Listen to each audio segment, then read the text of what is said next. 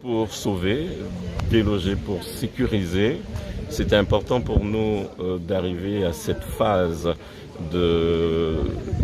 d'aménagement des espaces qui sont libérés après quelques années de pédagogie, quelques années d'études, quelques années de concertation avec nos populations.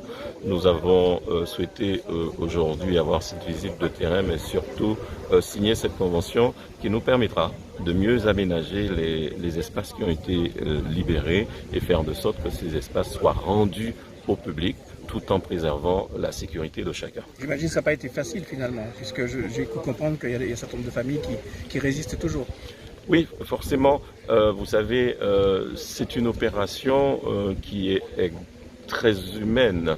Il ne s'agit pas uniquement de technicité, il ne s'agit pas uniquement d'une affaire financière, mais on touche à l'humain, puisque les hommes et les femmes sont attachés à leur demeure, attachés au quartier où ils ont grandi, où ils se sont mariés. Donc nous avons été confrontés à ça depuis de nombreuses années. Nous sommes heureux de constater qu'on a pu quand même quasiment relocaliser 80% de cette opération. Aujourd'hui, il reste quelques familles pour lesquelles il va falloir que nous puissions nous entendre et puis répondre à leurs préoccupations tout en assurant leur sécurité. L'opération modèle en fait. Une opération modèle, oui, parce que Petit-Bourg est dans un ensemble caribéen qui est frappé par l'érosion des côtes.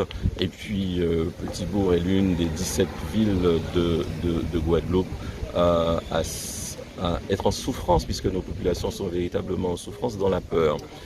Une opération qui est exemplaire parce que ça nous a permis de trouver à la fois des outils financiers, des outils juridiques pour pouvoir porter des solutions.